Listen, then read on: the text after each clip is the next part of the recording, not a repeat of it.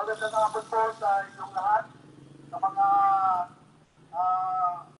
nakikinig sa araw na ito. Ito po ay pangangaral po ng salita ng Panginoon at ito po ay libre. Kami po ay nangangaral ng libre dahil hindi po namin ipinangangalakal ang salita ng Panginoon. Libre po ang pangangaral ng salita ng Panginoon sapagkat ito ay natanggap po namin ng libre. Kaya ipapahagi po namin ang salita ng Diyos ng libre. Dahil ang kaligtasan po ay libre, dahil mayroon pong nagbayad 2,000 years na una ang nakatilipas. Ang Panginoong Jesucristo ay namatay dahil sa iyong kasalanan, dahil sa aking kasalanan, siya ay inilibing at sa ikatlong araw siya ay nabuhay na muli para tayo ay bigyan ng buhay na walang hanggan. Ang kaligtasan po ay libre. Ito po ay binabahagi namin sa iyo ang biyaya at aming ebanghelyo ng biyaya ng Diyos. Inuulit ko po 2,000 years ago, ang Panginoong Jesucristo ay namatay dahil sa iyong kasalanan, dahil sa aking kasalanan. Binayaran po niya ang kasalanan mo at kasalanan ko. Ang Diyos, si Kristo ay wala pong kasalanan, pero siya po ay ginawang kasalanan para lamang siya magiging substitute o natin. Siya po ang nagbayad doon sa cross ng Calvary 2,000 years ago. Ang issue po ng kasalanan ay binayaran na, ginawa na ng Panginoon, ng ating Panginoong Jesucristo. Kaya, ang issue po ay ang pananampalataya kay Kristo. Kung hindi po natin sampalatayanan ang ginawa ni Jesus Christ sa cross ng Calvary, ito po ay magdadala po sa atin sa kapahamakan. Ang sabi ng Bible, believe on the Lord Jesus Christ and thou shalt be saved. Believe on the Lord Jesus Christ and thou shalt be saved. Ang Panginoong Jesucristo, mga kaibigan, ay ibinigay niya ang kanyang buhay, ibinigay niya ang kanyang sariling buhay para sa iyo at para sa akin. Dahil ang tao ay makasalanan. So ang good news po, mga kaibigan, si Kristo ay namatay dahil sa iyong kasalanan, siya ay inilibing at nabuhay na uli. Sa ikatlong araw, upang ikaw ay magkaroon, ikaw ay ma-justify. Ngunit mayroong tinatawag na bad news. Ang bad news ay ang bawat isa sa atin ay makasalanan. Ang sabi ng Bible, for all have sinned and come short of the glory of God. For all have sinned. Ang lahat ay nagkasala. Ikaw, ako, ang sabi ng Bible, ay makasalanan.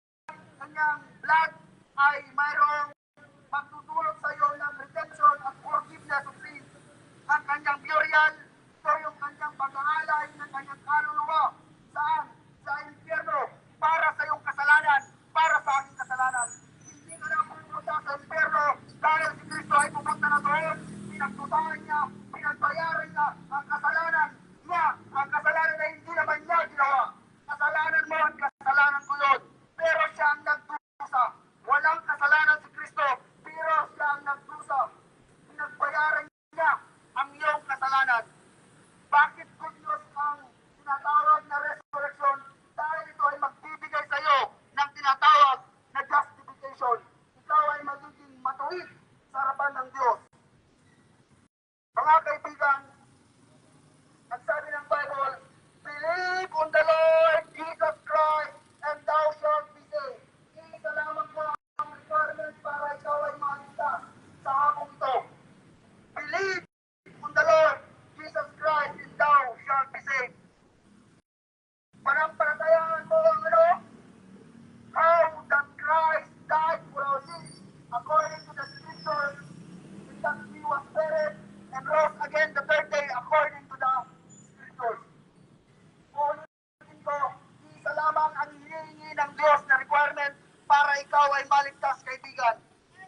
Ang isyo ng kasalanan ay ginawa na, pinagbayaran na ang Panginoong Jesucristo. Paniwalaan nyo lamang mga kaibigan. Believe